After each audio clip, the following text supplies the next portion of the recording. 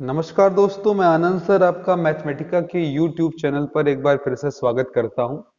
आज की हमारी चर्चा का विषय है मित्रों रैखिक समीकरण या लीनियर इक्वेशन। ये हमारे पॉलिटेक्निक एग्जाम में लगभग एक क्वेश्चन यहाँ से आ ही जाता है और ये काफी महत्वपूर्ण चैप्टर भी है। आइए चर्चा करते हैं क्या है रैखिक समीकरण।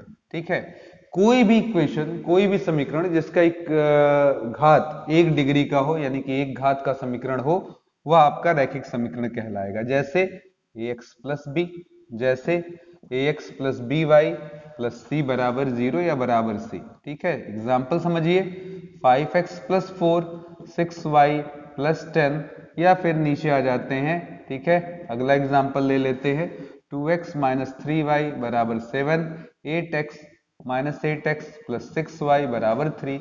ऐसा कुछ भी लिखा हुआ है तो ये सब रैखिक समीकरण यानी कि लीनियर इक्वेशन कहलाएंगे। आप ध्यान देख सकते हैं, यहाँ दो चर है x और y, दोनों पर 1 डिग्री। यहाँ सिंगल सिंगल एक इक्वेशन में चर है लेकिन घात तो एक ही है, तो घात का एक होना ही रैखिक होना या लीनियर होना कहलाता है। ठीक है, अगर हम कभी भी आपको एक सवाल की बात करें, से इस सवाल पर हमारा फोकस नहीं होता क्योंकि इसका लेवल जो है आपका क्लास आज की डेट में 4 और 5 की बातें हो गई हैं, तो इसलिए उस पर चर्चा हमारा नहीं है। हमारी मेन चर्चा है रैखिक समीकरण दो चरों में जिसमें x और y दोनों मौजूद हों। अगर मैं नॉर्मली कोई इक्वेशन लिख कर दे दूं, जैसे यही देखिए x प्लस वाई बराबर 10, तो ऐसे कितने मान हैं जो इस इक्वेशन को संतुष्ट करेंगे? तो जवाब होगा सर हम इतने बता सकते हैं जितने आप गिन नहीं पाओगे, जैसे 1 और 9। अगर x 1 हो y 9 हो तो 9 1 10, x 2 हो y 8 हो तो 8 2 10, x 3 हो y 7 हो तब भी क्या आ जाएगा 10। यानी कि आप दिन भर ऐसे सैकड़ों, और किसी ने कहा कि सर ये तो 9 तक आओगे तो खत्म हो जाएगा, 9 इधर एक 10, या 10 लोगे इधर 0 तो उसके बाद खत्म हो जाएगा सर। तो जवाब होगा नहीं मित्र, 1.2 1.2 8.8 ले लो, फिर 10 आ जाएगा। 6.2 ले लो, 3.8 ले लो, 1.5 ले लो और 8.5 ले लो, इन सब का जोड़ क्या आ रहा है? 10 आ रहा है। इसके कितने सोल्यूशन होंगे? जवाब होगा इनफाइनाइट।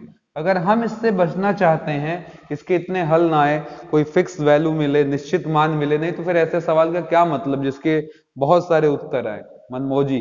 ठीक है, तो इसलिए उससे बचने के लिए रैखिक समीकरण कब हमारे काम का होगा, ये जानने के लिए एक सिंपल सा रूल है कि अगर आपको रैखिक समीकरण का हल निर्धारित करना है तो कम से कम ऐसे दो समीकरण आपके पास हो, यानी कि a1x प्लस b1y बराबर c1, और एक और इक्वेशन आपके पास हो जैसे ये a2x प्लस b2y बराबर c2। ये दो इक्वेशन हो गए। अब ये कब हमारे काम लायक हैं, आइए उनको देखते हैं। अगर आपने a1 by a2, b1 by b2 और c1 बाई c2 के बीच में रेशियो लिया, बल्कि ये वाला मिटा ही देते हैं, ये दोनों बराबर नहीं आए, तो इसका मतलब वहां एक हल होगा, यानी कि केवल एक x मान आपको एक मान x का मिलेगा, एक मान y का मिलेगा। तो ये सबसे बेहतरीन चीज है हमारे लिए, इसको हम यूनिक सॉल्यूशन भी कह सकते हैं। दूसरा, अगर a1 by a2, b1 by b2 और c1 बाई c2 तीनों का रेशियो बराबर आ जाए, एक समान आ जाए, तो इस स्थिति में आपको अनंत हल यानी कि इनफाइनाइट सोल्यूशन मिलते हैं। ठीक है, कितने? इनफाइनाइट सोल्यूशन मिलते हैं, जिसकी चर्चा भी हम लोग कर रहे थे। ठीक है, और ऐसे में ये उपयोगी तो नहीं है लेकिन हल मिल जाता है। अब हल मिलने के नाते इनको हम लोग संगत हल बोलते हैं, सॉल्यूशन आ जाने के नाते अंग्रेजी में कंसिस्टेंट बोलते हैं। क्या बोलते हैं? Consistent solution. अब यहां पर अगर हम तीसरे केस में आ जाएं, तीसरा केस ये होता है कि a1 बाई ए टू बराबर b1 बाई b2 आ सकता है, नहीं आ सकता है। ठीक है, लेकिन तीसरा वाला अगर खंड बराबर ना आए, c1 बाई c2 वाला, ये वाला, तो आप यहां पर कह सकते हैं कि सर हल संभव नहीं। ठीक है, हल संभव नहीं, और चूंकि आप x और y नहीं निकाल पा रहे हैं, इसलिए इस हल को असंगत हल या इनकंसिस्टेंट कहा जाता है। ठीक है, तो इस पर नॉर्मली छोटे मोटे सवाल बहुत सारे बन जाते हैं जो हमारे एग्जाम में पूछे भी जाते हैं। ठीक है, तो ये कंडीशन याद कर लें, इस कंडीशन पर आपसे सवाल बन जाएंगे। ठीक है, जैसे कोई पूछे कि सर कैसा सवाल, तो आइए देखते हैं जरा।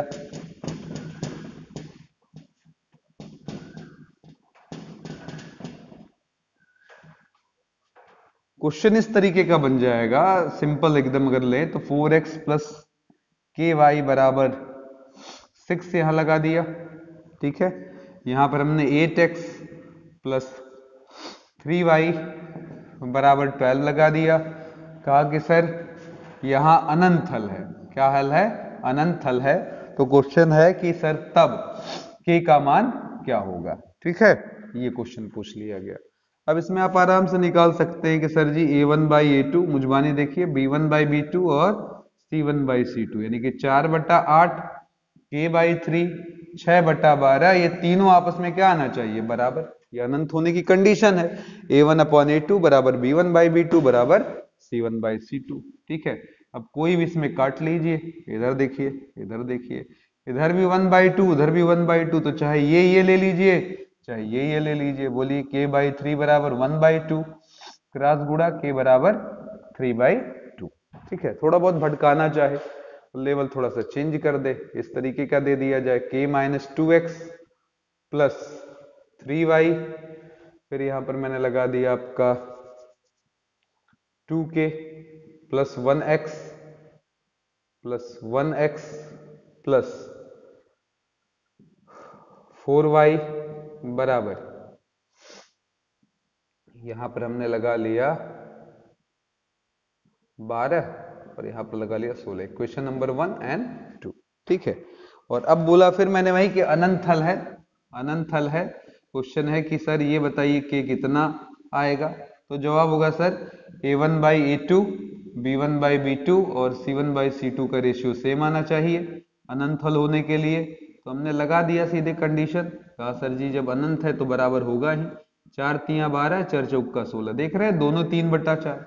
ये दोनों लीजिए और क्रॉस गुणा कर कर सॉल्व करा दीजिए। तो कितना आ जाएगा?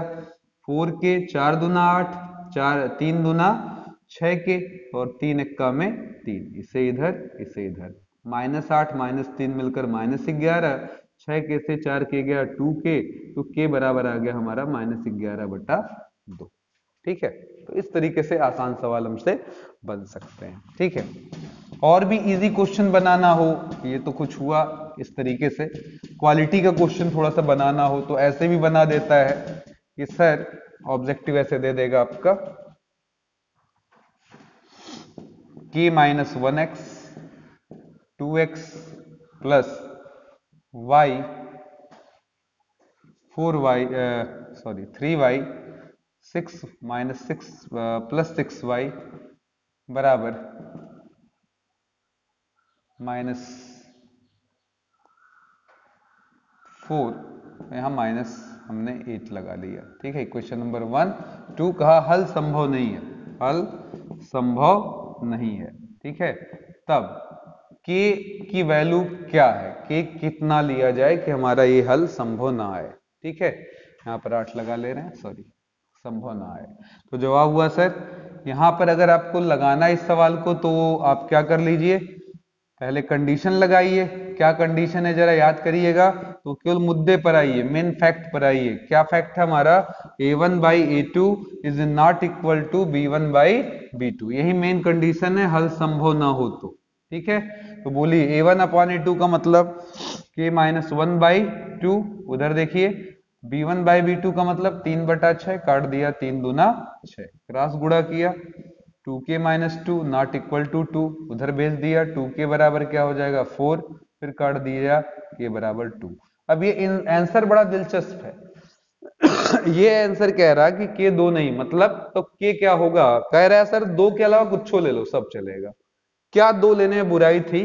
तो आइए मैं दिखाता हूं। अगर यहां मैं 2 ले लेता, इधर देखिएगा जरा, k-1/2, उधर था 3/6, इधर -4/-8, ये कटा, ये 1/2 ये 1/2, ये दोनों बराबर आ रहे थे।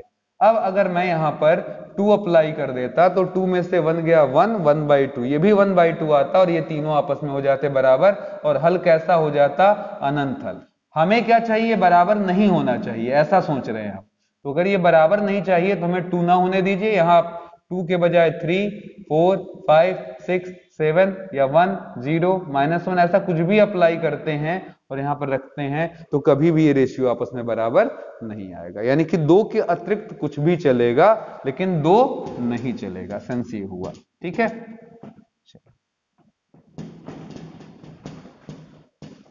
अब यहाँ के चैप्टर में हमसे ज्यादातर इक्वेशन फॉर्मेट के सवाल पूछे जाते हैं और लगभग हर बच्चा जानता होगा सॉल्व करने का तरीका। यहाँ पर हमारे पास कोई भी दो इक्वेशन दे दिए जाएंगे इस तरीके से a1x प्लस b1y बराबर c1। जब हम सवाल पढ़ेंगे तो ऐसे दो इक्वेशन हमारे पास आ जाएंगे। हमें क्या करना होगा, इन दोनों से मिलाकर x और y की वैल्यू निकालनी होगी। ऐसा करने के लिए सबसे पहला और सिंपल मेथड ये है कि आप चाहे x के कोफिशिएंट बराबर कर लेंगे या आप y के कोफिशिएंट बराबर कर लेंगे। ठीक है, अब इनको बराबर कर कर आप एक दूसरे से कटवा दीजिए तो कोई भी एक चर निकल जाएगा। ये कॉमन ट्रिक है, बहुत आसानी से समझ में आ जाती है। हम सवाल के जरिए शुरुआत करते हैं, अपने आप ये चीजें आपको क्लियर हो जाएंगी। और वैसे भी हाई स्कूल पास आउट बच्चे को जो कि हाई स्कूल का एग्जाम या तो देकर आया हो, उसे रैखिक समीकरण का ये रूल बड़े आराम से क्लियर होता है। मेन समस्या होती है इक्वेशन बनाने में, उसको थोड़ा सा समझ ले। किसी भी सवाल में कम शब्द लिखा हो तो माइनस, ज्यादा लिखा हो तो प्लस, और गुना या गुना कर कर कुछ दिया हो तो वहां पर हम मल्टीप्लाई का उपयोग करते हैं। इन सिंपल चीजों से हम इक्वेशन बना लेते हैं। ठीक है, तो चलिए शुरुआत करते हैं पहले सवाल की। ध्यान से सुनिए, समझ में आना शुरू हो जाएगा यहीं से। एक बात और भी, कभी भी अनुपात में दिया हो दो चीजें अनुपाते बी, तो इसका मतलब पहली संख्या हमारी अनुपात हटाने पर देखिए कुछ इसके साथ लगा देंगे ए के, दूसरा वाला क्या हो जाएगा हमारा बी के, ऐसे लिया जाता है। ठीक है, तो अगर दो संख्याएं x और y में अनुपात ए अनुपात बी है तो पहली संख्या ए के, दूसरी संख्या बी के मानकर सवाल लगाया जाता है। चलिए क्वेश्चन शुरू करते हैं। क्वेश्चन नंबर 1 है, किसी शहर में रिक्शे पर बैठने पर एक निर्धारित किराया है। ठीक है, अगर आप किसी रिक्शे पर आकर बैठ गए, ठीक है, तो आपको x रुपया देना पड़ेगा। अब कितना है ये x नहीं मालूम है। ठीक है, फिर अगर आप इस रिक्शे से चलना शुरू करते हो तो हर एक किलोमीटर पर, ध्यान दीजिएगा, हर 1 किलोमीटर पर आपके लिए एक भाड़ा निर्धारित है, फिक्स भाड़ा है, वो भी नहीं दिया है, तो उसको भी हमने y मान लिया। ठीक है, फिर से सुन लीजिए, आप आकर केवल इस पर बैठ गए, बैठने का किराया है, फिर से सुन लीजिएगा, बैठने का किराया कितना है x रुपया। अब उसके बाद का किराया कितना है, जितना किलोमीटर आप जाएंगे उसमें हम y रुपया जोड़ते जाएंगे। जैसे मान ले, समझ ले, कोई आदमी 2 किलोमीटर की यात्रा करना चाहता है तो टेम्पू में पहले बैठागा तो x लग गया उसका। अब वो 2 किलोमीटर जाना चाहता है तो यानी कि y कितनी बार, y एक बार, y एक बार, और 2 किलोमीटर हो गया, पहला किलोमीटर दूसरा किलोमीटर। तो क्या हो जाएगा आपका रिजल्ट कि कुल पैसा लगेगा सर उसका x प्लस 2y। बस लॉजिक समझ में आ गया। तो जितना किलोमीटर उतना y जुड़ेगा। अगर मान लो कोई 3 किलोमीटर गया होता तो एक y और बढ़ जाता, कोई 4 किलोमीटर गया होता एक y और बढ़ जाता। लॉजिक समझ में आ गई। तो जितना किलोमीटर जाना है उतना y इसमें इंक्रीज कर जाएगा। अब देखो कितना क्वेश्चन में क्या लिखा है कहानी, कहता है कि यदि एक व्यक्ति 10 किलोमीटर जाता है, कितना, 10 किलोमीटर जाने का किराया कितना लगेगा, पहले हमारे हिसाब से तो जवाब है सर, पहले तो आएगा बैठेगा x रुपया दे जाएगा, फिर y y y y, हर किलोमीटर पर y y हम उससे लेते जाएंगे, कितनी बार लेंगे, 10 बार, तो जवाब है सर 10y। फिर कहता है कि इस 10 किलोमीटर जाने में उसका ये पूरा खर्च कितना रुपया आ रहा है, 30 रुपए। कितना आ रहा है, 30 रुपए। Equation number 1। दूसरी तरफ अगर 18 किलोमीटर जाता, कितना जाता, 18 किलोमीटर जाने का किराया पूछा जाता, तो फिर वही मुद्दा है, बैठेगा तो वही बैठने का किराया देना ही है। y कितनी बार आएगा, y y y y कितनी बार, तो कहेंगे सर जी 18 बार, तो 18y। और ये कुल मान कितने के बराबर हमारा आने वाला है, 46 रुपए का। कितने के, 46 रुपए के बराबर आने वाला है। अब क्वेश्चन ये है कि एक आदमी 50 किलोमीटर जाना चाहता, कितना, 50 किलोमीटर जाना चाहता, उसके 50 किलोमीटर जाने का किराया कितना रुपया लगेगा, ये जरा क्लियर करा दीजिए। ठीक है, तो चलिए आइए देखते हैं। यहाँ पर इस सवाल को लगाएं और पहले x और y मालूम कर लें। तो ऊपर से हम x अपना घटा दें, ठीक है, ये कट जाएगा, 10 से 18 गया माइनस 8y, 30 से 46 गया तो हमारा आ जाएगा माइनस 16, काट देंगे, 8 दूना 16, y बराबर 2। अब ये मान उठाकर किसी भी एक इक्वेशन में रख दो, तो चलो x प्लस 10, y के जगह कितना हमको रख देना है 2, आगे 30 है तो 10 दूना 20, 20 उधर जाएगा, 30 में से 20 गया, आंसर कितना आ जाएगा आपका 10। तो 10 रुपया ये आ गया, 2 रुपया ये, यानी कि बैठने का किराया 10 रुपया है और प्रत्येक किलोमीटर का कितना है 2 रुपया है। चलिए फिलहाल सवाल पर आए।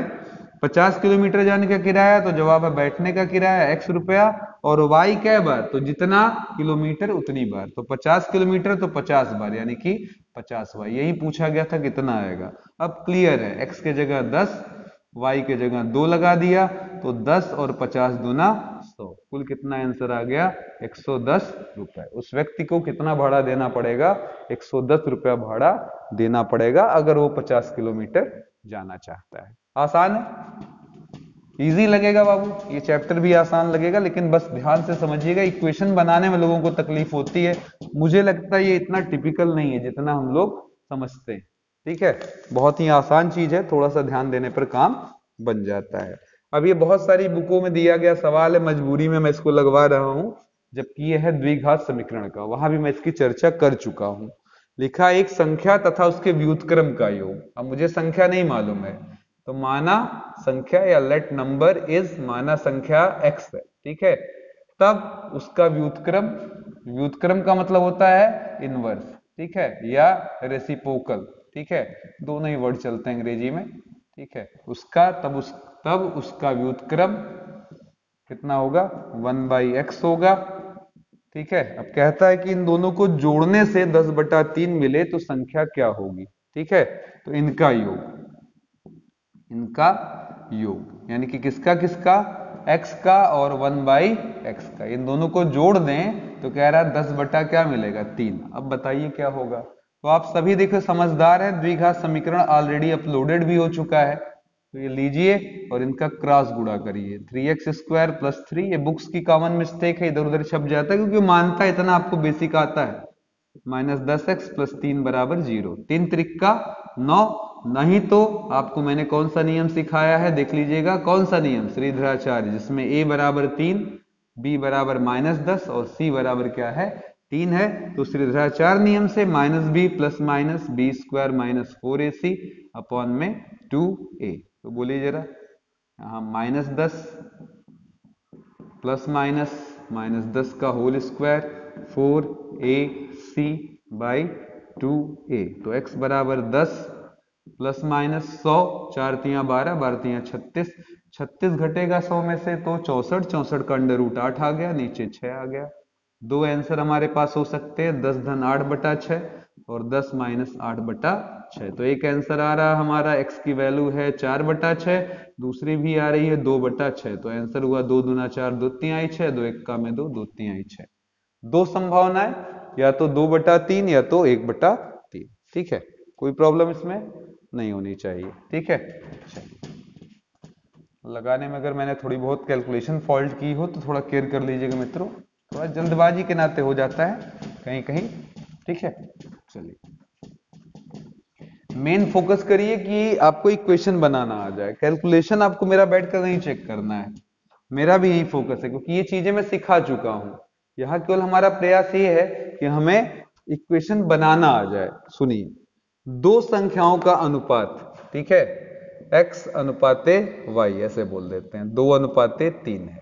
ठीक है, अब क्वेश्चन है यदि अंश में यानी कि न्यूमरेटर में, ठीक है, न्यूमरेटर अंग्रेजी में बोलते हैं, में 3 जोड़ा जाए, जोड़ा का मतलब ऐड किया जाए, ठीक है, ऐड कर दें तो यह अनुपात, तब अनुपात कितना हो जाता है, बोल रहा है तब अनुपात हो जाएगा 5/6। ठीक है, तो संख्याओं का अंतर क्या होगा, क्वेश्चन ये है, तो संख्याओं का अंतर यानी कि x - y की वैल्यू क्या होगी। चलिए, इजी सवाल दे दिया, बताइए क्यों, क्योंकि अगर अनुपातिक फॉर्म में इसका वैल्यू दिया था तो x बराबर क्या हो जाएगा 2x और y बराबर क्या, सॉरी 2k और y बराबर क्या हो जाएगा, तो जवाब होगा 3k। जब हम अनुपात हटाते हैं, अभी अभी मैंने आपको बताया था, तो एक अचर उसके साथ यूज कर लेते हैं अपने काम के लिए। ठीक है, अब कहता अंश यानी कि न्यूमरेटर, इसके ऊपर अगर हम x में क्या करें, यानी कि अंश में जिसको कि हम लोग बोल रहे हैं x = 2 के, अंश में हम क्या करें 3 जोड़ दें। ठीक है, 3 जोड़ दिया, तब अनुपात, यानी कि हर में कोई चेंज नहीं, अंश में केवल हमने क्या किया, 3 जोड़ दिया है। इसके जोड़ते ही अनुपात 2:3 के बजाय कितना हो जा रहा है, 5/6। अब पूछ रहा है सर ये बताइए x माइनस वाई क्या होगा, अंश और हर का अंतर क्या होगा। तो आइए वापस जरा इस x के जगह किसका उपयोग कर लेना है, 2k का, y के जगह कितने का प्रयोग कर लेना है, 3k का। काट दीजिए, 3 दूना 6, क्रॉस गुणा कर दीजिए, 2 दूना 4x, 2 तिहाई 6 बराबर 5k। इसको उधर भेज दें, 5k में से 4k गया, क्या आ जाएगा, केवल और केवल k बराबर 6 आ जाएगा। क्लियर हो गया।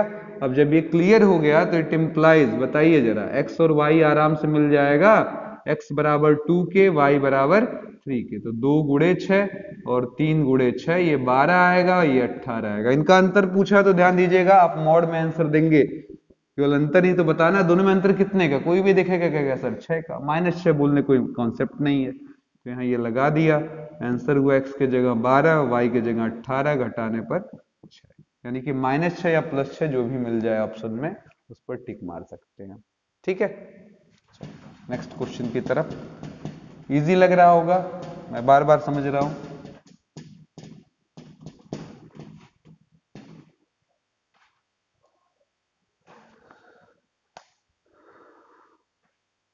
चलिए अगला, दो राशियों में से, ठीक है, दो राशि मतलब मान लिया हमने x तथा y, ठीक है, x तथा y दो राशि है, यानी कि 2 वेरिएबल है, 2 राशि है, ठीक है, देयर आर 2 वेरिएबल।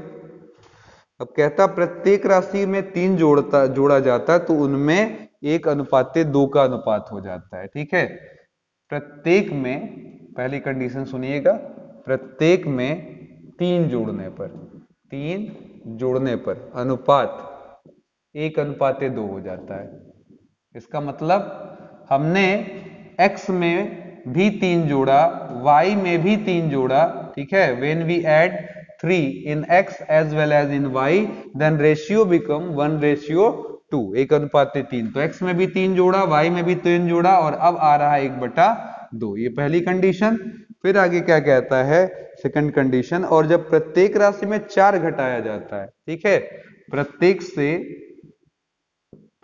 से 4 घटाने पर, यानी कि when we reduce 4 from each, ठीक है, घटाने पर अनुपात, देन रेशियो बिकम, कितना हो जाता है आपका, 2:5, यानी कि 2:5 हो जाता है, ठीक है। अब क्वेश्चन यही है पुराना, ये बताओ संख्या, पहले राशि क्या थी, उनमें से एक राशि क्या है, 4 ऑप्शन दिया हुआ है, वहां से आपका काम बन जाएगा आंसर आने के बाद। तो बोलिए जरा क्या करना है, अब प्रत्येक से 4 घटाना, मतलब x में से भी 4 घटाना है, y में से भी 4 घटाना, घटा दीजिए, x -4 बटे y -4, और अब रेशियो लेंगे तो कितना आएगा, 2/5, क्रॉस गुणा कर लीजिए, 5x 5 चौका 20, 2y -4 दूना 8। अब बताइए जरा, इसको इधर उसको उधर, तो 5x - 2y बराबर धन 20, 20 में से 8 गया 12, इक्वेशन नंबर 2 हो जाएगा। इधर देखिए जरा, क्रॉस गुणा अच्छे से देख ले जरा एक बार, 5x 5 चौका 20, 2y -2 चौका 8, 5x - 2y, 20 में से 8 गया 12, ठीक है। इधर हो गया 2x + 2 तिहाई 6, y + 3 एक तरफ ले आए, 2x - y, ये उधर गया तो -3, इक्वेशन नंबर 1 हो गया। तो 1 को इसी के नीचे ले आइए भैया, और ध्यान से देखिए कि क्या आसान होगा करना।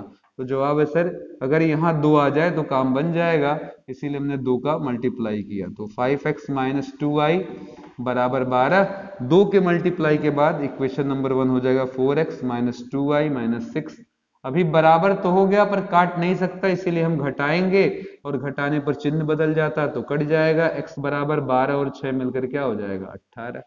अब ये वैल्यू उठाकर आप चाहे इक्वेशन 1 में रखिए चाहे 2 में रखिए, तो 2x के जगह 18 -y बराबर -3, -y बराबर -3, 18 दूना 36, उधर गया -36, आंसर हो गया सर -39। काट दीजिए, दो संभावनाएं, x 18 और y की वैल्यू 39, यानी कि 39, ठीक है, आसान है। फोकस भर कर लीजिए मित्रों, ठीक है, सब कुछ समझ में आ जाएगा, बहुत आसानी से आ जाएगा, ठीक है। चलिए अगला क्वेश्चन, राम रहीम ये बातें करने से पहले मैं थोड़ा बात कर लूं। वर्तमान आयु यानी कि प्रेजेंट एज, ठीक है, किसी की अगर एक्स हो तो उधर जाने पर प्लस होगा, इधर जाने पर माइनस, मतलब आगे बढ़े हम के आज से 5 साल बाद तो एक्स में 5 जोड़ दीजिए, हमने कहा 5 साल पीछे तो एक्स में से 5 घटा दीजिए। ऑब्वियस है, मेरी आयु आज 25 साल है, आज के 5 साल बाद क्या होगी तो कहेंगे सर 25 धन 5 यानी कि 30 साल, और 5 साल पीछे पूछ लिया तो 25 में से 5 घटा दीजिएगा, 20 साल हो जाएगा। क्लियर? क्लियर? चलिए सवाल पर आते हैं। क्वेश्चन नंबर नेक्स्ट हुआ हमारा, राम और रहीम की वर्तमान आयु में, एक राम है और एक रहीम साहब हैं, इनकी वर्तमान आयु की बात की जा रही है, वर्तमान आयु की बात की जा रही है। पाया गया ये रेशियो कितने के बराबर, 5:7। 10 वर्ष बाद, फिर कहता है 10 वर्ष बाद, ठीक है, उनकी आयु में अनुपात 5:9 हो गया। फिर राम अनुपाते रहीम लिया गया, लेकिन मैंने यहां जानबूझकर डैश लगाया क्योंकि आयु तो स्थिर रहेगा नहीं, आप आगे बढ़ोगे तो आपकी एज क्या होगी, बढ़ेगी, और इस समय आपका जो रेशियो मिल रहा है वो 5:9। तो कितने वर्ष पश्चात उनकी आयु में 7:8 का अनुपात होगा। क्वेश्चन सुनिएगा, कितने वर्षों बाद, कितने वर्षों बाद, ठीक है, वर्षों बाद राम अनुपाते रहीम की आयु का अनुपात जो आएगा, वो क्वेश्चन पूछ रहा है कि कितना है, हमें कितना चाहिए, तो जवाब है सर हमें आंसर चाहिए 7:8, 7/8 चाहिए, ठीक है। चलिए फिलहाल वापस चलें सवाल पर। आप जान रहे हैं अनुपात हटाना होगा, राम की आयु 5 वर्ष मत लिख दीजिएगा, अनुपात में है तो हमेशा हटने पर के लग जाएगा। रहीम की आयु में भी देख लीजिएगा कितना हो जाएगा, 7k हो जाएगा। वापस आए 10 साल बाद, बताइए इनका भी 10 साल बढ़ेगा और इनका भी 10 साल, ऐसा तो है नहीं कि एक आदमी का बढ़ेगा, समय बढ़ेगा तो दोनों की आयु बढ़ेगी। राम पहले कितने के थे, जितने के थे उसमें 10 साल जोड़ दीजिए, तो राम पहले कितने के थे, 5k के, अब उसमें 10 और बढ़ा लिया। रहीम पहले कितने के थे, 7k के, अब उसमें भी 10 बढ़ा लिया, और अब अनुपात हो गया हमारा 5:9। फिर क्रॉस गुणा किया इसका तो 9×5 = 45 के, प्लस 9×10 में 90, फिर 5×7 = 35 के, प्लस 50। फिर कहा सर जी सॉल्व करिए, इसको इधर ले आइए, तो 35, या उसको इधर ले आते हैं, इसको इधर ले आते हैं, तो बोलिए जरा कितना हो जाएगा हमारा, इस स्थिति में हमारा आ जाएगा, सही है ना, 5k + 90 और 7k, 5×7 = 35 धन 50, ठीक है, तो इधर आएगा तो हमारा हो जाएगा 10k, और ये उधर जाएगा तो 90 में से 50 गया -40, k का मान -4 आ रहा है, जो कि पॉसिबल नहीं है, ठीक है, कुछ अंकों में थोड़ी बहुत गड़बड़ी है, देख लेते हैं। 5k + 10, 5:9, 5:9 हो जाता है, ठीक है, तो 9×5 = 45, 90, 5×7 = 35 धन 50, क्रॉस गुणा के बराबर -4। अब यहाँ पर देखिएगा क्वेश्चन मित्रों, अंक थोड़ा सा गलत कहीं नोट हो गया है, ठीक है, क्वेश्चंस का, इसलिए ऐसा आ रहा है। आप केवल कॉन्सेप्ट पकड़िए। पूछ रहा है कि राम कितने वर्ष या रहीम कितने वर्ष बाद इनका रेशियो 7/8 आएगा, तो राम में कितना जोड़ दे, ठीक है, कितना वर्ष जोड़ दे, रहीम में कितना जोड़ दे, कॉमन ही जोड़ना है, ताकि अब अनुपात क्या आ जाए, 7:8। तो देखिए अगर ये मान लें, इफ इमेजिन कर लीजिए, इसको ले जाकर आप वहां रख सकते, तो आपका ये आ जाता 5 चौका 20 यानी कि -20, प्लस प्रश्नवाचक निशान के जगह आप कोई भी चर का इस्तेमाल कर सकते हैं, टी का, पी का। फिर रहीम के जगह कितना आ जाता आपका, 7 चौक 28, -28 प्लस टी और बराबर 7/8। अब इनका क्रॉस गुणा कर कर आराम से टी की वैल्यू निकाल दी जाएगी, काम खत्म हो जाएगा, ठीक है। यहाँ गड़बड़ी थोड़ी इसलिए हुई है क्योंकि यहाँ अनुपात कुछ गड़बड़ रखा गया, अंक गड़बड़ हो गया होगा, जिसके नाते ऐसा आ रहा, नहीं तो k का मान माइनस में नहीं संभव है, क्योंकि अगर ये माइनस आ गया तो आपका राम का आयु माइनस में आएगा, और आयु कभी माइनस में नहीं होता। लेकिन अगर एग्जाम में ऐसा सवाल आ ही जाए तो वहां पर क्या जवाब आप देंगे अगर माइनस आने लगे, तो जवाब है सर माइनस रखने पर, ये माइनस आयु आने का मतलब ये हुआ कि आंकड़े सही नहीं है। वहां एक ऑप्शन ऐसा भी दे सकता है कि ये सवाल दे दे और चौथा ऑप्शन लिख दे आंकड़े सही नहीं है, या ऐसा हल पा पाना संभव नहीं है। क्लियर हो गया? आप स्टेप को सीख लीजिए अच्छे से। चलिए नेक्स्ट क्वेश्चन की तरफ चलते हैं। अगला एक पिता ने अपने पुत्र से कहा, ठीक है, एक पिता ने अपने पुत्र से कहा कि तुम्हारा जन्म से 6 वर्ष पहले, इधर ध्यान से देखिएगा, एक पिता ने अपने पुत्र से कहा, क्या कहा कि तुम्हारे जन्म से 6 वर्ष पहले मैं तुम्हारी माता से दुगना वर्ष का था। चलिए आइए यहाँ पर पहले पिता और पुत्र ले लेते हैं। पिता हैं, पुत्र हैं, यहाँ वर्तमान की बात हो रही है, ठीक है। पिता की आयु x मान लीजिए, पुत्र की क्या y मान लीजिए। अब कहता है सर जब तुम जन्म लिए थे, ठीक है, तो घटना कितने साल की हो जाएगी। मान लीजिए मैं 10 साल, मान लीजिए मेरा बेटा 10 साल का हो, तो मैंने कहा जब तुमने जन्म लिया, तो उसने कहा होगा यानी कि सर 10 साल पहले, पापा 10 साल पहले। तो यहाँ पर क्या हुआ, y वर्ष पहले इसका जन्म हुआ होगा, y वर्ष पहले इसका जन्म हुआ होगा, तब उस समय पुत्र की आयु क्या हो जाएगी, पीछे जाने पर आयु क्या होता है, घटता है, तो y माइनस वाई, यानी कि उस समय बच्चा पैदा हुआ होगा तो उसको 0 वर्ष ही बोलेंगे, फर्स्ट डे, ठीक है। और पिता की अगर मैं बात करूं, ठीक है, अब यहाँ पर देखिए जानबूझकर मैं k कर दे रहा हूँ, थोड़ा देखने में मजा नहीं आ रहा है, ठीक है, यहाँ पर मैंने k कर दिया। पिता की आयु कितनी हो जाएगी, x माइनस k हो जाएगी, ठीक है। अब वो कहता है कि जब तुम पैदा हुए थे, ठीक है, एक पिता ने अपने पुत्र का तुम्हारे जन्म से 6 वर्ष पहले, उसके भी 6 साल पहले, मैं उससे भी 6 साल पीछे ले जा रहा हूँ, 6 वर्ष पीछे। बहुत ही स्टैंडर्ड क्वेश्चन है। तो अब बताइए x माइनस के माइनस 6 ये हो गए पिता साहब, और पुत्र साहब जो हैं वो आपके 0 माइनस 6, मतलब उनकी कोई मौजूदगी नहीं है। -6 का मतलब बच्चा अभी होने की कोई गुंजाइश ही नहीं है, 0 साल से पीछे जाएंगे तो यानी कि वो बच्चा भी दुनिया में नहीं आया है, ठीक है। उस समय मैं तुम्हारी माता से दोगुना था, यानी कि पिता जो था वो माता की आयु का, माता की आयु का कितना था, दोगुना, डबल था, ट्वाइस था, ठीक है। अब कहता है अब से 10 वर्ष बाद, वर्ष पहले, यहां से अगर मैं 10 साल पीछे जाता हूं, ठीक है, यहां से 10 साल पीछे जाता हूं, बता रहा हूं कि 10 पीछे जा रहा हूं, मतलब माइनस होगा एज, ठीक है, तो क्या हो जाएगा, तो कहेंगे सर ये अगर 10 साल पीछे जाते हैं तो तुम्हारी माता तुमसे दोगुनी बड़ी होगी, ठीक है। क्या कह रहा है, तुम्हारी माता तुमसे दोगुनी बड़ी होगी। ये पुत्र है, पुत्र का आयु क्या हो जाएगा, k माइनस 10, कितना हो जाएगा, k माइनस 10, माता क्या हो जाएगी, इसी k माइनस 10 का क्या, दोगुना, ठीक है। अब कहानी ये है कि और अब से 3 वर्ष पश्चात मैं तुमसे आयु में दोगुना बड़ा हूं। इसके 3 वर्ष पश्चात प्लस 3 वर्ष बाद, ठीक है, खूब उलझाया, देखिएगा मैंने जानबूझकर स्टैंडर्ड क्वेश्चन रखा है ये। 3 वर्ष बाद मैं तुमसे आयु में दोगुना बड़ा हो जाऊंगा, तो 3 वर्ष बाद अब पिता कितने का हो जाएगा, तो इस समय हो जाएगा x प्लस 3 का। पुत्र कितने का हो जाएगा, यहाँ पर तो कहेंगे सर जी k प्लस 3 का। और इस समय कह रहा है कि पिता कह रहा है कि मैं पुत्र का क्या हो जाऊंगा, दोगुना, पुत्र का क्या हो जाऊंगा, दोगुना हो जाऊंगा 3 वर्ष बाद, ठीक है।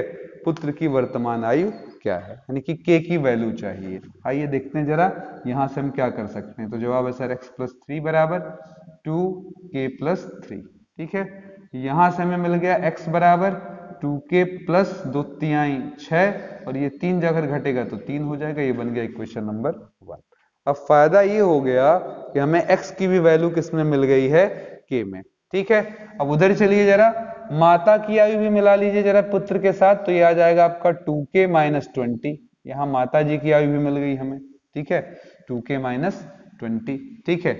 अब यहाँ आते हैं पिता के बारे में बात करते हैं। ये 10 साल पहले वाली कहानी बताए, तो वहां की मदद से हमने माता की आयु यहाँ पर डाल लिया। अब यहां से देखिएगा अगर मैं 10 साल आगे आ जाऊं तो इस समय माता की आयु पूछ लें तो कहेंगे सर 2k माइनस 20 उस समय था, आगे बढ़ने के नाते 10 जुड़ गया, यानी कि 2k माइनस 10। अब माता जी को भी पीछे ले चलते हैं। माता जी को पहले k वर्ष पीछे ले जाएंगे, इसी सिस्टम पर देखिएगा k वर्ष पीछे ले जाएंगे तो माता जी कितने की हो जाएंगी, तो जवाब है 2k माइनस 10 माइनस k, यानी कि k माइनस 10 की। फिर क्या, फिर 6 साल पीछे ले जाएंगे, तो 6 वर्ष पीछे जाने पर क्या हो जाएगा, इस समय जो माता जी हैं वो कितने की हो जाएंगे, कहेंगे k माइनस 10 में से और सर 6 घटा दीजिए, मतलब k माइनस 16। और इस समय देखिए एक बढ़िया संबंध दिया है कि पिता जो है वो उस समय माता की आयु का क्या है, दोगुना है। माता की आयु का क्या है, दोगुना है। ये बड़ी चीज हो गई मेरे लिए। बोलिए पिता कितना है, x माइनस k माइनस 6, माता कितनी है, k माइनस 16 का दोगुना, मतलब गुणे 2। गारंटी दे रहा हूं ऐसा क्वेश्चन आपने पढ़ा नहीं होगा, बहुत ही जबरदस्त क्वेश्चन है। बोलिए x की वैल्यू यहां से उठा लाइए, कितना रख देंगे, 2k plus 3 minus k minus 6, आगे 2k माइनस 16 दूना 32, ठीक है सही है। 2k से 2k कट गया, 3 से माइनस k और 3 से 6 गया -3 बराबर -32 माइनस k बराबर -29 आएगा, माइनस माइनस कट गया, k बराबर 29। और k क्या बता रहा है?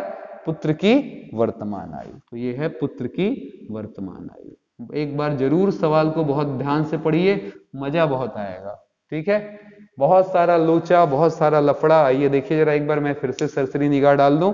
x है, k है, यहां से k वर्ष पीछे जाएंगे तो x minus k, y minus k, ठीक है, या k माइनस k होगा यहाँ। यानी कि लड़का जब पैदा हुआ फिर उससे भी 6 साल पीछे गया तो और इसमें 6 घटा दिया, इसका मतलब बच्चे का वजूद नहीं, माइनस का मतलब। उधर माता की भी तैयारी के लिए हमारे पास आगे दिया है कुछ हेल्प कि माता जो है वो पीछे, अगर यहाँ से 10 साल चले हम, तो माता जो है वो 10 साल पहले क्या होगी? पुत्र से दोगुना रही होगी। तो वहां से माता के एक संबंध मिला 2k माइनस 10। हम आगे आ गए 10 साल, तो 10 जोड़ने पर यहाँ वर्तमान आयु माता की मिल गई।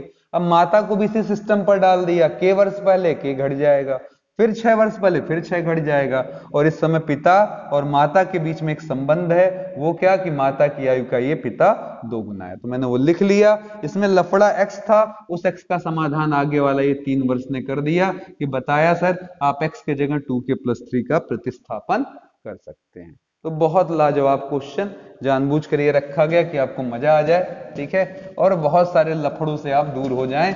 आपको आगे बढ़ना पीछे बढ़ना आयु संबंधित सवाल में, या गुना 3 चरों में रिलेट कर 2 चर बना लेना या सिंगल चर बना लेना, ये सब कुछ इस सवाल में था, जो काफी हेल्पफुल है, ठीक है, सीख लेने पर काफी हेल्पफुल है। चलिए अगले सस्ते सवाल की तरफ। एक काफी इजी क्वेश्चन मैंने अगला रखा है जानबूझकर। 5 कुर्सी तथा 2 मेज का। अब देखिए इसमें कितना आसान है। 5 कुर्सी प्लस 2 मेज का मूल्य जो है वो 1000 है। और फिर कहता है 3 कुर्सी और आपका 4 मेज का मूल्य अगर ले लिया जाए तो 1300 रुपए है। तब 2 कुर्सी, ठीक है, और 2 मेज का मूल्य क्या होगा? अब यहां पर मामला सिंपल है। प्रत्येक कुर्सी का दाम आप मान लें कुछ कि प्रत्येक कुर्सी x रुपए की है, ठीक है, और प्रत्येक मेज जो है वो कितने रुपए का है? तो जवाब है सर y रुपए का है, ठीक है, ये मान लेते हैं। माना प्रत्येक कुर्सी x रुपए की और मेज कितने का है? y रुपए का है। तो इस स्थिति में क्या होगा? तो जवाब होगा सर, इस स्थिति में आपके लिए इंप्लाइज लगाइए और लिखिए एक कुर्सी x रुपए की, 5 कुर्सी, तो जवाब है सर 5x की। एक मेज y रुपए का, ठीक है, तो 2 मेज, तो जवाब है सर 2y बराबर क्या हो जाएगा? 1000। Equation number 1। फिर आगे चलिए, 3 कुर्सी, एक कुर्सी x रुपए की, 3 कुर्सी 3x का हो जाएगा। एक मेज y रुपए का, 4 मेज, तो जवाब होगा सर 4y हो जाएगा बराबर कितना? 1300। Equation number 2। अब इन दोनों को मिलाकर हम हल करेंगे, ठीक है। चलिए इन दोनों को मिलाकर हल करेंगे और x और y की वैल्यू निकालेंगे, ठीक है। तो चलिए इसको सॉल्व किया जाए। क्या करेंगे? ऊपर वाले में 2 का गुणा कर लिया जाए तो इक्वेशन हो जाएगा आपका 2 पंजे 10, 2 दूना 4y बराबर 2000, ठीक है। नीचे 3x + 4y बराबर 1300। ऊपर से नीचे वाले को क्या करिए? घटा दीजिए। नीचे 7x बराबर 700, काट देंगे, कितना आ जाएगा? 100।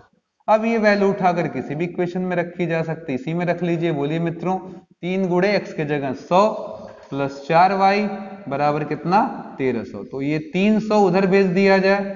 4y बराबर 1000, ठीक है, 4 से काटेंगे 250 हो जाएगा। x की वैल्यू 100 आ गई है और y की वैल्यू 250 आ गई, यानी कि एक कुर्सी का मूल्य 100 रुपए है और एक मेज का मूल्य 250 रुपए है। अब आपसे जो पूछा वो देखिए आसान है। 2 कुर्सी मतलब 2x, 2 मेज मतलब 2y, कुर्सी के जगह कितना रखना? 100 और मेज के जगह कितना रखना है? 250। तो ये हो गया आपका 200, ये हो गया 500, कितना आ जाएगा? 700 रुपए। क्लियर है? 700 रुपीज का ये हमको टोटल मिल जाएगा, 2 कुर्सी और 2 मेज, ठीक है। चलिए अगले क्वेश्चन की तरफ चलते हैं। आय और व्यय पर आधारित सवाल बहुत पूछा जाता है। अब इसको थोड़ा समझ लीजिए। कोई भी आदमी अगर 1000 रुपए कमा रहा है तो ये जरूरी नहीं होता कि वो 1000 पूरा गंवा रहा है। 1000 अगर वो कमा रहा है तो ऑब्वियस है ऐसा हो सकता है कि वो 800 बचा 800 खर्च करता हो और 200 बचाता हो। तो अगर अब मैं बोलूँ खर्च और बचत में कितना अनुपात है, तो आराम से आप क्या करेंगे, ये 0 काटेंगे, 2 चौक का 8 कर लेंगे, आंसर हो जाएगा 4:1। अगर वो मान लेते हैं 500 रुपया खर्च करता, 500 बचाता है, तो काटने पर 1:1। समझ में आ रहा है? तो खर्चे और बचत का अनुपात कभी दे तो सेम नहीं मानना है। वहां पर एक बार अगर एक को हटाते हुए रेशियो में, जैसे मान लें एक जगह 2:3 दिया, यहाँ हटाया आपने 2K और 3K माना, और अगला वाला अगर 4:5 है तो वहां आप हटाते से वहां पर 2K डैश और 3K डैश का प्रयोग कर लें। हमारे पास चरों की कमी नहीं है, नाम वहां K, P, X, Y, Z anything दिया जा सकता है। तो आइए चलिए शुरुआत करें अगले क्वेश्चन की। अगला क्वेश्चन हमारा लिखा है ए तथा बी का मासिक आय में अनुपात, ए अनुपात बी, और किसमें बात हो रही है, मासिक आय की। ठीक है, मासिक आय में अनुपात ए और बी में कितने का है, तो जवाब दिया सर 5:6, 5:6 चलेगा। और फिर क्या कहता है, तथा उनके मासिक व्यय का अनुपात, व्यय का, ठीक है, मासिक व्यय का अनुपात ए और बी के, वहां पर गौर करिएगा, ए अनुपात बी कितना दिया गया है आपका 3:4। ठीक है, 3:4। अब यहां से आप देखिएगा, पहले कहेंगे ए की कमाई, ये कमाई तो बता रहा आय, ए की मासिक यानी कि मंथली इनकम, मासिक आय कितनी हो जाएगी, तो कहेंगे सर 5x लगा लीजिए, क्योंकि यहाँ एक्स वाई दो चर चाहिए, एक्स में ले लें वाई में ही ले लें दो चीजें। तो यहाँ पर बोलिए बी की मासिक आय। अब यहाँ बहुत सारे बच्चे 6y, ये पता नहीं किसने सिखाया, अनुपात जब भी आप हटाते हैं दोनों में सेम सेम चीजें लेते हैं, अलग अलग नहीं। हाँ, वहां आय था, यहां व्यय है, तो वहां अगर हमने x यूज किया तो यहां पर दोनों के लिए y यूज होगा। अब बोलिए ए की मासिक बचत या मासिक व्यय, ठीक है, कितना है 3y हो जाएगा, और b की मासिक व्यय क्या हो जाएगा 4y हो जाएगा। ठीक है, तो अब बोलिए ए की बचत, ए की मासिक बचत, कितना बचत होता, बचत किसे कहते हैं, कमाई में से खर्चा निकाल दें, कमाई ए की कितनी है 5x, खर्चा कितना है 3y, निकाल दिया। बी की मासिक बचत, क्या सर बी की कमाई है 6x, खर्चा कितना है 4y, निकाल दिया। अब हमको बता दिया कि ए साहब ने बचाया एक महीने में 1800 रुपए और बी साहब ने बचाया है 1600 रुपए। क्वेश्चन पूछा जा रहा है कि सर ये बताइए कि बी की मासिक आय कितनी है, बी की मासिक आय यानी कि 6x की वैल्यू आपसे पूछा है, तो उसके लिए x आपको चाहिए, तो चलिए x निकाला जाए। अब इस इक्वेशन में किसे काट लिया जाए, तो जवाब होगा ऊपर 4 नीचे 3 का गुणा, इसलिए ताकि 4 तिया 12, 3 चौका 12, ये दोनों बराबर हो जाए। बताइए जरा, 4 पंजे 20, 4 तिया 12, 18 चौक 72, फिर 3 का गुणा, 3 छक 18, 3 चौक का 12, 16 तिया 48, डबल जीरो लगा, ऊपर से नीचे वाले को घटा दिया, 20 से 18 गया 2x, यहाँ डबल जीरो, 12 से 8 गया आपका क्या बचेगा 4, और 6 में से 4 गया 2, 2 से काट दीजिए, आंसर आ गया सर 1200 रुपए इनकी मासिक कमाई है। गलत है जवाब, मैंने क्या पूछा था, उत्तर क्या चाहिए आपको, ऐसे ही लोग झटके में आंसर देकर भाग आते हैं, ऑप्शन भी दिया होगा 1200, खुश हो जाएंगे। हमसे पूछा बी की मासिक आय, जो पूछा उस पर ध्यान दीजिए, बी की मासिक आय, तो जवाब है सर 6x है, तो 6 इंटू 1200 कर लीजिए, 12 छक 7200, देखिए आ गया 7200 रुपए उनकी मासिक आय होगी। ठीक है, क्लियर, क्लियर, आसान है, बिल्कुल इजी है। ठीक है, चलिए,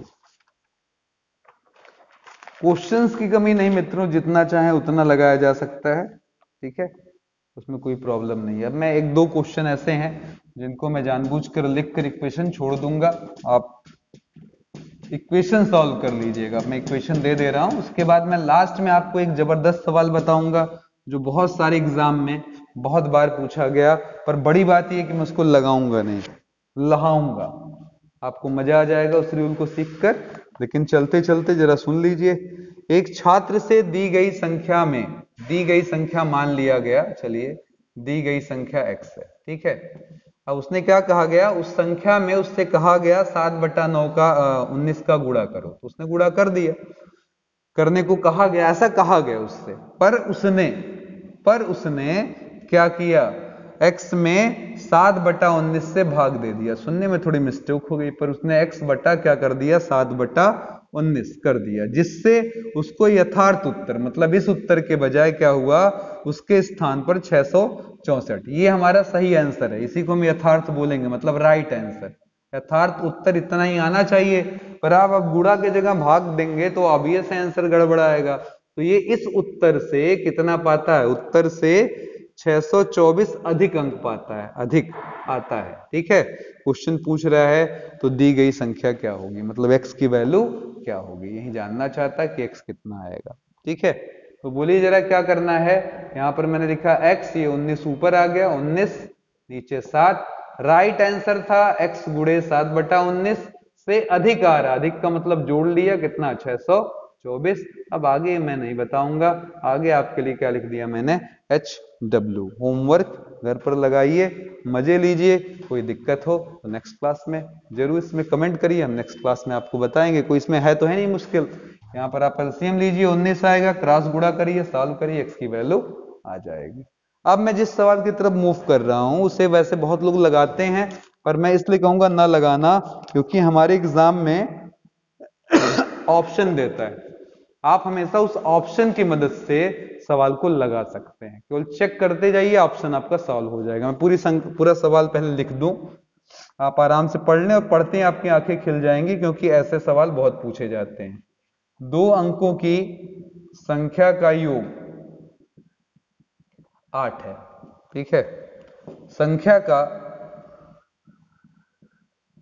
क्रम उलटने पर प्राप्त संख्या पहले से 18 कम प्राप्त होती है, संख्या है। ठीक है, ऑप्शन जरूर, क्योंकि मैं ऑप्शन से ही लगाऊंगा, आपको सिखाऊंगा कि कैसे हम इजीली आंसर निकाल सकते हैं। ठीक है, 2 अंकों की संख्या, मतलब यही ऑप्शन कोई एक होगा हमारा, चाहे 15, चाहे 26, चाहे 63, चाहे 62, तो लिख रहा है 2 अंकों की संख्या का योग 8 है। ठीक है, अब ये देखिए, पहले इसमें ऑप्शन में चेक करिए कौन 8 आ रहा है, ये 6 आ रहा है, मतलब ये ऑप्शन नहीं हो सकता। ये 8 आ रहा है तो ऑप्शन हो सकता है, 5 और 3 जोड़े, ऑप्शन 8 आ रहा हो सकता है, 6 धन 2, ऑप्शन 8 आ रहा है, हो सकता है। तो पहला 100% नहीं हो सकता, एक ऑप्शन ने काट लिया, बी हो सकता है, सी हो सकता है, डी हो सकता है, जैसा दिया था। फिर संख्या का क्रम उलटने पर, तो इस पर तो चर्चा करनी नहीं थी, कहानी इनकी खत्म है। संख्या का क्रम मतलब ये 26 थे, 26 का उल्टा करना का मतलब 62, इधर देखिए 53 का उल्टा करने का मतलब 35, और 62 का उल्टा करने का मतलब क्या हो गया आपका, 26। ठीक है, कहता क्रम बदलने पर प्राप्त संख्या, जो भी यहां पर संख्या आई हो, ठीक है, पहले से 18 कम है, इसको हम 18 कम कर दें, इसके बराबर आ जाना चाहिए, यही तो होना चाहिए। इधर देखिए 18 कम कर दें, इसके बराबर आना चाहिए, 18 कम कर दें, इसके बराबर। तो आप देखेंगे 26 से 18 कम करेंगे, 62 आएगा, नहीं, कभी बराबर नहीं आएगा। दूसरा देखिए, 62 से 18 कम करेंगे, क्या 26 आएगा, जवाब है नहीं सर, 18 कम करने पर ये 12 उधर 6 उधर 44 आएगा, जो कि बराबर नहीं है। तो एक के आंसर तो बचा, और चेक भी करेंगे तो हम यही पाएंगे। ठीक है, क्या लिखा है हमारा कि उससे 18, 1 मिनट, 18 जोड़ने पर, गलती हो गई मित्रों, 18 यहाँ जोड़ना पड़ेगा। ठीक है, तो हमें मिलेगा। तो यहाँ ऐड करने पर देखिएगा ये बराबर नहीं आ रहा, यहाँ 18 मैंने जोड़ा तो क्या हो गया हमारा, प्राप्त संख्या पहले संख्या से 18 कम प्राप्त होती है। ठीक है, पहले से 18 अधिक प्राप्त होती है, यहाँ होगा। ठीक है, अधिक का मतलब जोड़ना है, तो जोड़ दिया, पहले से 18 अधिक प्राप्त होती है, यानी कि, अच्छा लैंग्वेज मैंने गड़बड़ कर दिया, 1 मिनट रुक जाइएगा, फिर से सुन लीजिएगा जरा, एक बार सवाल पूरा हम पढ़ लेते हैं। पहले से 18 कम मिलती है, यही लिखा था ना, पहले से 18 कम। चलिए, तो मैंने क्या चेक किया था, 8 वाला समझ ही गए थे, ये देखिए 2 धन 6, पहला क्या था, उनका योग 8 आना चाहिए, सही है। 5 धन 3, 8 आना चाहिए, सही है। 6 धन 2, 8 आना चाहिए, सही है। अब कहता है संख्या का क्रम उलटने पर प्राप्त संख्या पहले से 18 कम है, तो पहली संख्या 26, उलटने पर 62, पहली संख्या 53 उलटने पर 35, पहली संख्या 62 उलटने पर क्या आ जाएगा आपका 26। अब कहता है ये पहले से 18 क्या है, कम है, पहले से 18, तो पहले में से 18 घटाओ, इसके बराबर आना चाहिए। अब आप देख लीजिए, पहले से 18 घटाने पर ये ना तो 26 आएगा, ना तो 62, पर 35 आ जाएगा, इसीलिए हमारा उत्तर क्या है, करेक्ट है। तो ऐसा सवाल अगर आता है तो ये बहुत बच्चों को टिपिकल लगता है, उन्हें बस सलाह है कि वो सवाल को पढ़ लें और लगा ले जाएं। ठीक है, अगर अभी भी ना समझ में आया हो तो मैं एक और क्वेश्चन ट्राई करवाता हूं आपसे। ठीक है, चलिए मैंने बदल दिया, 2 अंकों की संख्या का योग मैंने क्या कर दिया यहाँ पर 10 कर दिया। ठीक है, संख्या का क्रम उलटने पर, चलिए मैं सवाल थोड़ा बना लूं, 1 मिनट।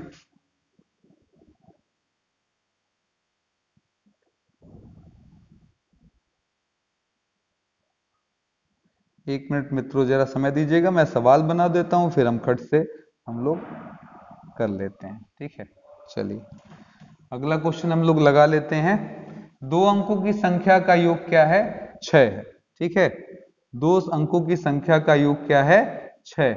ठीक है, और फिर आगे मैंने लिखा कि संख्या का क्रम उलटने पर प्राप्त संख्या पहले से 18 अधिक प्राप्त होती है, अधिक प्राप्त होती है, संख्या क्या होगी। ठीक है, अब चलिए ऑप्शन में यहां पर लिख देता हूं, जरा ध्यान दीजिएगा। ऑप्शन ए, ठीक है, 18 अधिक प्राप्त होती है। अब यहां पर देखिएगा ऑप्शन ए मैंने लिख दिया यहां पर 15, option B 27, option D 24, sorry option C 24, option D 42, option E 53। ठीक है, चलिए अब हमारे सामने ये ऑप्शंस हैं, मैं कैसे इससे सॉल्व करूं। कहता है 2 अंकों की संख्या का योग क्या है, 6, तो चलिए पहले जोड़ना शुरू करें। 5 1 6 ठीक लग रहा है भैया, 2 धन 7 9 आ रहा है, सही नहीं है भैया। अब यहाँ 2 और 4 जोड़े 6 ठीक लग रहा है भैया, 4 और 2 जोड़े 6 ठीक लग रहा है भैया, 5 3 8 आ रहा है, सही नहीं है भैया। ठीक है, तो 3 ऑप्शन पर डाउट जा रहा है। अब यहाँ पर देखिए 15, यहाँ पर आपका 24 इस दौड़ में शामिल है, और इस दौड़ में लास्ट हमारा 42। अब कहता है क्रम उलटने पर, तो चलिए पहले क्रम उलट लिया, 51, इसका क्रम उल्टा 42, इसका क्रम उल्टा 24। प्राप्त संख्या पहले से 18 अधिक है, पहले में 18 जोड़ दीजिए, ये संख्या आ जानी चाहिए। तो पहले में 18 जोड़ दिया, ये संख्या आ जानी चाहिए, पहले में 18 जोड़ दिया, संख्या आ जानी चाहिए। 42 18 60 बराबर नहीं आ रहा, 18 15 जोड़ देने पर 33 बराबर नहीं आ रहा, और ये देखिए 24 और 18 जोड़ दीजिए, आंसर 42 आ रहा है। तो हमारा सही आंसर क्या हो गया, 24। कितना आसान है, जहां सरदर्द होता उसके बजाय केवल आपको रख कर चेक कर लेना, 2 मिनट में आंसर आ जाएगा। तो उम्मीद करता हूं कि आपको काफी मजा आया होगा आज की वीडियो देखकर, और आपके अच्छे अच्छे कमेंट्स का हमें इंतजार रहेगा इस मेहनत के बाद। ठीक है, थोड़ी सी आवाज आ रही है, वो केवल बस लास्ट में थोड़ा सा बगल में चहलकदमी हो गई है, उसके लिए मैं सॉरी हूं। बाकी सवाल या टॉपिक आपका ये समाप्त है। मिलते हैं नेक्स्ट वीडियो में। घर पर रहिए, आनंद से रहिए, आनंद के साथ रहिए, और इसी के साथ मैं आनंद सर आपसे लेता हूं इजाजत। जय हिंद, जय भारत।